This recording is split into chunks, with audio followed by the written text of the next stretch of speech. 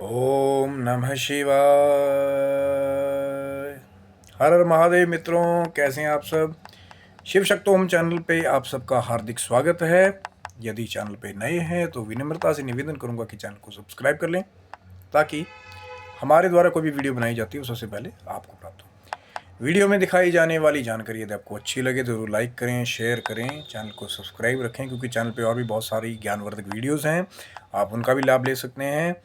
और आपका प्रेम यूँ ही मिलता रहेगा तो भगवान शिव जी की कृपा से, माँ जगदम्बा की कृपा से कोशिश रहेगी कि और भी अच्छी अच्छी वीडियोस जो है जानकारी को छान करके, उसके बारे में अध्ययन करके और गहराई के समुद्र में, जो ज्ञान के गहराई का समुद्र है, उससे गोता लगा करके वो जो ज्ञान का मोती है उसको निकाल करके आपके लिए लाएं। तो अपना प्रेम बना के रखिए। आज बात कर रहे हैं मित्रों उनके बारे में जिनके बारे में कहा जाता है कि अगर उनका पूजन ना किया जाए सबसे पहले, तो कोई भी काम का पूरा पूरा सफल होना एक तरह से उसमें संशय माना जाता है। और कहीं ना कहीं ये भी देखा कि बाधाएं बहुत आती हैं, वो काम कई बार होता ही नहीं है। तो आप बिल्कुल सही है मित्रों। आज बात करें हैं श्री महागणेश के बारे में। वक्रतुंड महाकाय सूर्यकोटि समप्रभा निर्विघ्नं कुरु मे देव सर्वकार्येषु सर्वदा। ओम श्री गणेशाय नमः। निर्विघ्नं कुरु मे देव सर्वकार्येषु सर्वदा, कि निर्विघ्न मेरा कोई भी कार्य जो है वो गणपति जी की कृपा के बगैर इतना से पूरा नहीं होगा। वेद भी इसके साक्षी हैं और स्वयं भगवान शिव ने, जिन्होंने ये प्रमाणित किया है कि हमारे से पहले गणेश जी का पूजन करना चाहिए, जिन्हें माँ भगवती की शक्ति का आशीर्वाद प्राप्त है, उन श्री गणेश महागणेश जी को मैं प्रणाम करता हूँ। लेकिन मित्रों, बहुत बार आपने देखा होगा कि बहुत सारे लोग जब गणेश जी की आरती करते हैं तो एक छोटी सी कई लोग त्रुटि करते हैं। तो जब वो आरती गाते हैं तो कहते हैं एकवंत दयावंत चार भुजाधारी। लेकिन जो सही, जो अगर मायने में आपको बात बताऊं, मैं बहुत ही छोटी बुद्धि वाला हूँ, मुझसे बहुत बड़े विद्वान हैं। एक दंत दयावंत चार भुजाधारी, एक दांत वाला।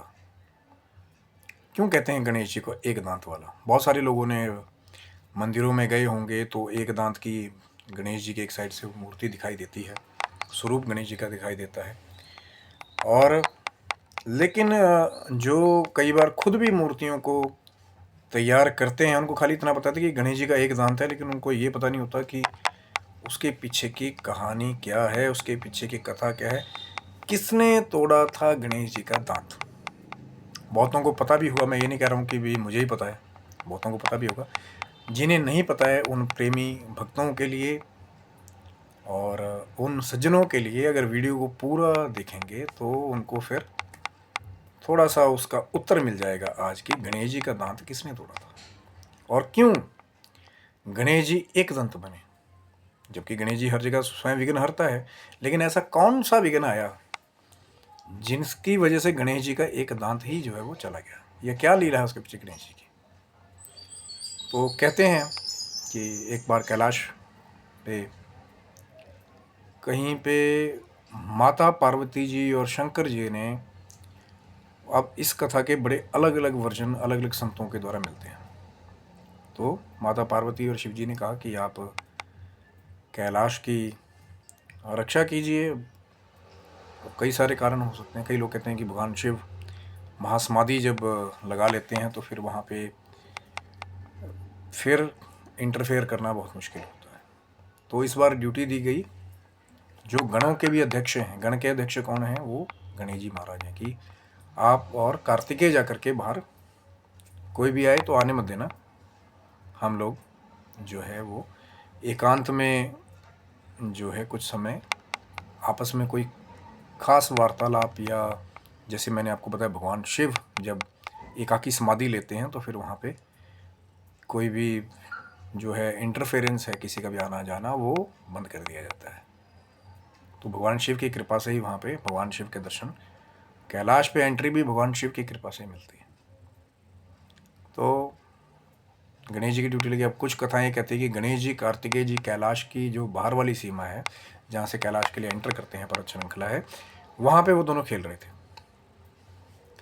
तो गणेश जी बड़े शरारती, वो बार बार कार्तिकेय जी को छेड़ते। कुछ कथाओं में ये वर्णन मिलता है कि कार्तिकेय जी अब थोड़े गुस्सैल हैं और गणेश जी जो हैं वो चुलबुले हैं, नटखट हैं, तो वो बार बार कार्तिक जी को छेड़ते, कार्तिकेय जी को परेशान करते। तो कुछ एक जो कम प्रचलित कथाएं हैं उसमें ये कहा जाता है कि कार्तिकेय जी ने ही स्वयं गणेश जी का दांत तोड़ा था, जो कि मैं खुद ही कह रहा हूँ कि बहुत कम प्रचलित कथा है कि गणेश जी ने स्वयं कार्तिकेय का जो है उनके द्वारा जो बल का प्रयोग किया गया कार्तिकेय महाराज के द्वारा, कि कार्तिकेय जी के द्वारा गणेश जी का दांत तोड़ा गया, ये कथा बहुत प्रचलित कम है।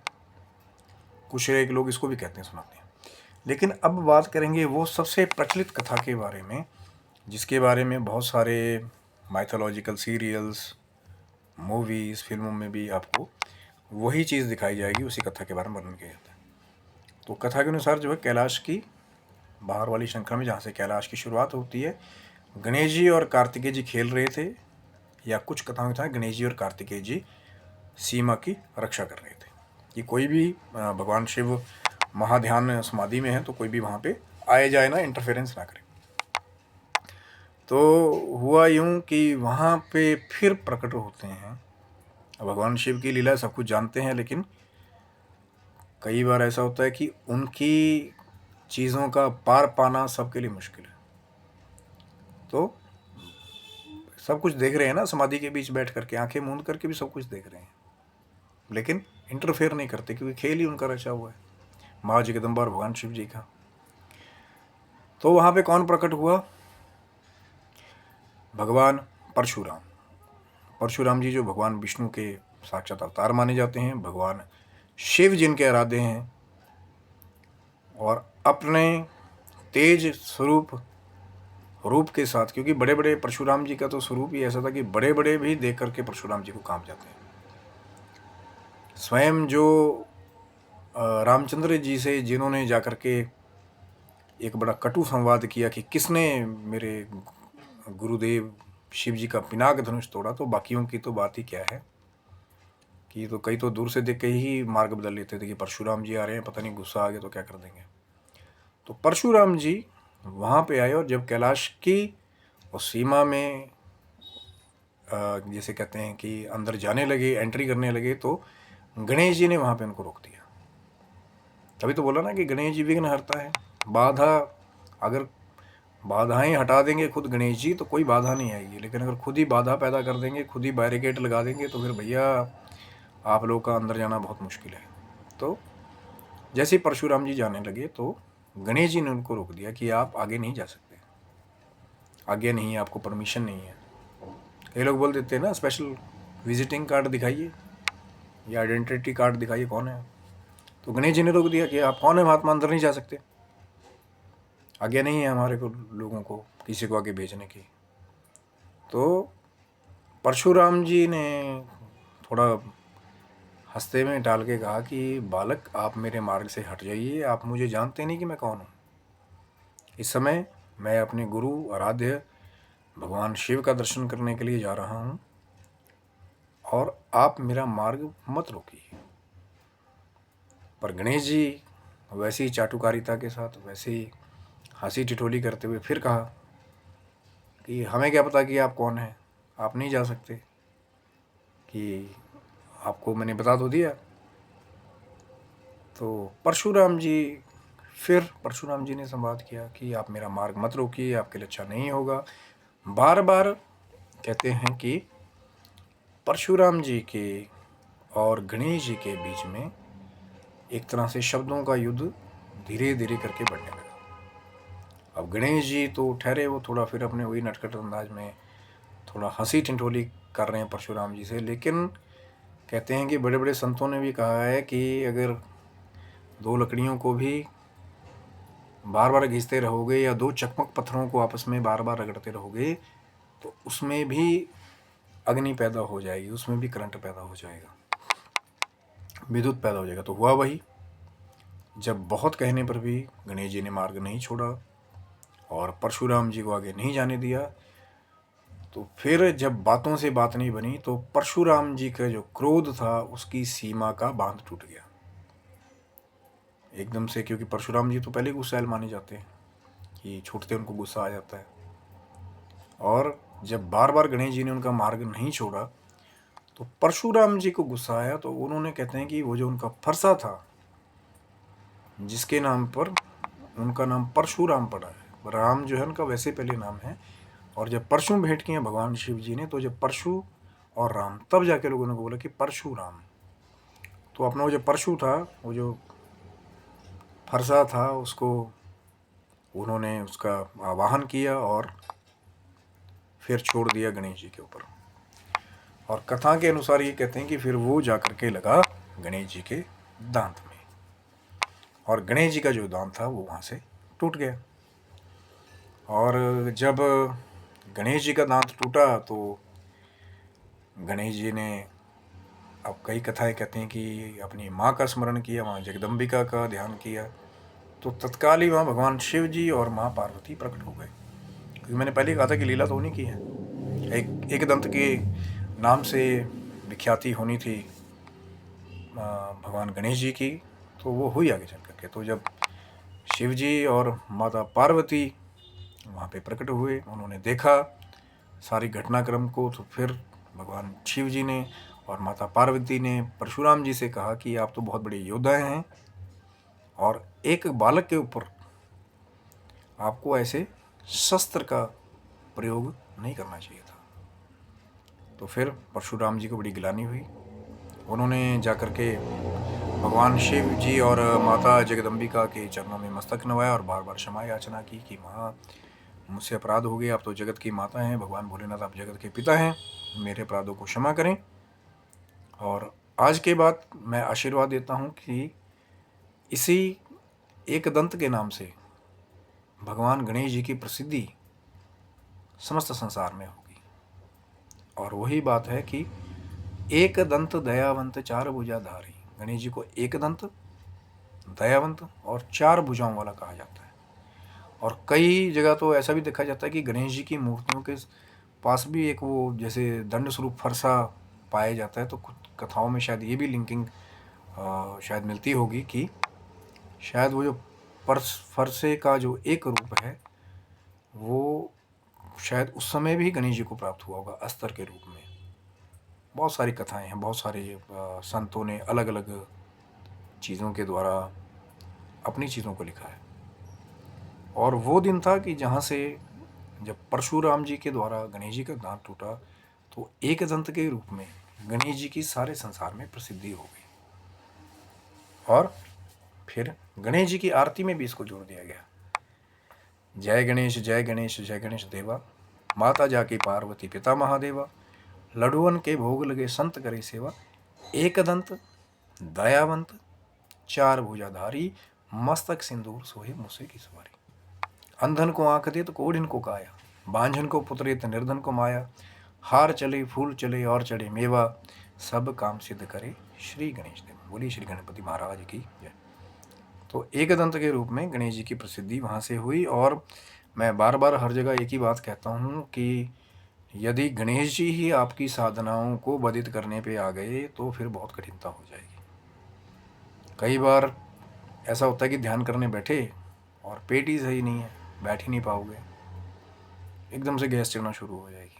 एकदम से कोई अभी साधना पूरा 1.5-2 घंटा लगा, सामान जुटाया, बैठे साधना करने के लिए, तभी कोई आ गया मेहमान वहाँ पे, कोई ऐसी घटना घटित हो गई कि आपको अकस्मात ही अपना पूजा स्थल छोड़ करके आपको जाना पड़ेगा। तो जब तक गणेश जी का एक जो हमारे यहाँ जिसे कहते हैं आशीर्वाद आप प्राप्त नहीं करेंगे तो बाधाएं, कई बार इतनी बाधाएं आ जाती हैं कि कह नहीं सकते। एक बार तो यहाँ तक की बात है कि स्वयं शिवजी महाराज को ही जड़वत कर दिया था एक बार गणेश जी ने।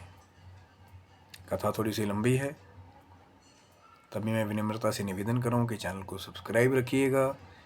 गणेश जी की, भगवान शिव जी की, माँ पार्वती की जब कृपा होगी तो वो वीडियो भी शायद आपके प्रेम के अनुरूप बनाया जाएगा कि वो कौन सी सिचुएशन थी जब गणेश जी ने शिव जी को ही कई समय तक एक ही जगह पे जड़वत कर दिया था। और ऐसा नहीं है कि इस कथा का प्रमाण नहीं है, महाशिव पुराण में इसका भी वर्णन है, लेकिन वही बात है कि चैनल को सब्सक्राइब रखिएगा, नहीं तो वीडियो बहुत ज़्यादा लंबा हो जाए। कथा थोड़ी सी लंबी है उसके महात्म्य की, कि किस स्थान पे शिव जी गए और कहाँ पे जा कर के गणेश जी ने भगवान शिव जी को भी एक ही जगह पे बहुत समय के लिए जड़वत कर दिया था। तो ये गणेश जी का प्रताप है, क्योंकि भगवान शिव का ही स्वयं वरदान है गणेश जी को, माँ पार्वती का आशीर्वाद है गणेश जी को। तो जो जगत के जो माता और पिता हैं, जिनका आशीर्वाद हमारे गणपति बप्पा जी को प्राप्त है, तो जब गणेश जी प्रसन्न हो जाते हैं तो कई बार वो जो इनकी कृपा है वो भी स्वतः ही आ जाती है ना। लेकिन होता क्या है कि हम छोटी सी चीज़, तभी तो मैं कहता हूँ ना, कोई भी चाहे आप, कई लोग क्या कहते हैं जी हमने तो 1000 मालाएं कर दी, हमने ऐसा कर दिया, हमने तो 5 लाख जाप कर दिया पर हमें फल नहीं मिल रहा। जब तक पहले आप गणेश जी की एक माला नहीं करेंगे, गणेश जी का आराधन पूजन नहीं करेंगे, तो फिर सिद्धि कैसे प्राप्त होगी। और कई अब वहाँ पे आएंगे, वो कहेंगे भाई हमने तो कभी किया नहीं, बहुत बड़ी बड़ी सिद्धि हैं हमारे पास। लेकिन याद रखिएगा कि जो खुद अपनी सिद्धियों का अगर बखान करता है कोई, तो समझ लेना कि भैया डिग्री फर्जी होने के चांसेस बहुत सारे हैं। क्योंकि जो एक्चुअल में जो बड़ा खिलाड़ी होता है वो कभी भी अपनी चीज़ों के बारे में खुद बखान नहीं करता, उसका कर्म, उसका तेज उसके बारे में बखान करता है। जैसे सूर्य को किसी एजेंट की आवश्यकता नहीं है कि जो फेसबुक पे, यूट्यूब पे जाके सूर्य भगवान की प्रमोशनें करे कि हाँ हमारे गुरुदेव के अंदर तो बहुत बड़ा तेज है। कई लोग आजकल लगे हुए हैं ना कि चेले ही गुरुओं की वीडियो को रीट्वीट बार बार करके, री अपलोड कर करके बार बार वही अपने गुरुओं का एक वो अलग एक डेकोरम बनाने की कोशिश कर रहे हैं। और जब गुरु जी के पास जाओ तो एक बड़ी असमंजस की स्थिति आती है कि 10 साल से जी उनके पास जा रहे हैं, लेकिन आज तक हमारी अर्जी नहीं लगी। 20 साल हो गए हमारे को उनको चढ़ावा चढ़ाते हुए, लेकिन जेब हमारी कमी हो रही है, वहाँ भर नहीं रही, लेकिन लोग फिर भी जा रहे हैं। क्योंकि वही जो चेले हैं, वही वर्ड ऑफ माउथ, यानी कि जितने मुँह उतनी बातें, वही उसका प्रयोग करके गलत लोगों तक, भोले भाले लोगों को ले जाते हैं। अब वो बेचारे फिर एक तरह से मानसिक शोषण का शिकार होते हैं। तो असली शहद को जब खाया जाएगा तो अपने आप ही टेस्ट बता देगा, उसमें आपको आवश्यकता नहीं पड़ेगी ये वो लेबल चेक करने की कि ये डाबर का है कि कौन सा है या ब्रांड है, ये है ना। ब्रांड इसलिए तो लगाया जाता है ना कि लोगों को विश्वास हो जाए कि नहीं भैया असली चीज़ मिलेगी। लेकिन जो असली गाँव का शहद है, जब उसको निकाल के लाया जाता है, उसको ताज़ी फॉर्म में खाया जाता है, तो उसका टेस्ट ही अलग होता है। जो आम स्वतः पेड़ पर पकते हैं, जब उसको ताज़ा निकाल के खाया जाता है तो उसका स्वाद ही अलग होता है। उसको कोई ब्रांड नहीं जाता प्रमोशन करने कि ये फलाने आम के पेड़ पे जाओ जी, आपको बड़ा तगड़ा आम मीठा मिलेगा। तो बहुत सारी चीज़ें हैं, जब असली चीज़ें मिलेगी, असली साधनाएं करेंगे। पर वही मैं बार बार बात कहता हूँ कि गणेश जी का आराधन पूजन बहुत ज़रूरी है, और तभी आपके विघ्नों का जो है वो नाश एक तरह से संभव है। छोटी सी बात है, जितनी जल्दी समझ लेंगे उतनी आपकी बाधाएं दूर होंगी और आपके उन्नति के नए मार्ग खुलेंगे। तो ये था आज का वीडियो मित्रों, कि गणेश जी का दांत किसने तोड़ा था, उनको एक दंत क्यों कहा जाता है, उसके रिलेटेड जो प्रचलित कथा थी जो मेरे पास थी वो मैंने आपको सुनाई। हो सकता है किसी अलग संत के पास में, किसी महाविभूति के पास में कोई अलग तरह से कथा हो। तो हरि कथा अनंता, अलग लोगों के पास बहुत सारी अलग अलग विभूतियाँ हैं, अलग अलग कथाएँ हैं। जो सबसे प्रचलित थी, जो मेरे पास थी, वो मैंने आपके साथ शेयर की। क्योंकि जो मेरे पास होगा, मेरी कोशिश होती है कि पहले उस पर रिसर्च करके फिर मैं आपको बताऊँ, ठीक है ना, कि कोई द्वंद्व ना रहे, कोई भ्रम ना रहे कि हाँ कि बस पड़ोसन ने कुछ सुना दिया तो, पर उसके बाद पहले रिसर्च किया जाए कि जो चीज़ बताई जा रही है वो कहाँ कहाँ उसका प्रचलन है, कहाँ का कैसे है। तो ये था मित्रों वीडियो, आशा करता हूँ कि आपको अच्छा लगा होगा। गणेश जी की कृपा, माँ भगवती की कृपा, भगवान शिव जी की कृपा आपके समस्त परिवार पर, समस्त कुल पर बनी रहे। आप निरोगिता के साथ, दीर्घायु होकर के और बहुत सारी खुशियों के साथ, बहुत सारे सुख के साथ आप अपने जीवन की भौतिक और आध्यात्मिक उन्नति की ओर बिना किसी भ्रम के, बिना किसी नकली बाधाओं के, बिना किसी रोग के उन्नति की ओर अग्रसर होते रहें और अपने जीवन का जो कल्याण का ग्राफ है उसको अपने आप ही अपने हाथ से ऊपर की तरफ लेकर के जाएं। तब तक के लिए ये हमारी शुभकामना है आपके लिए। और हर हर महादेव, जय माता दी, जय श्री गणेश।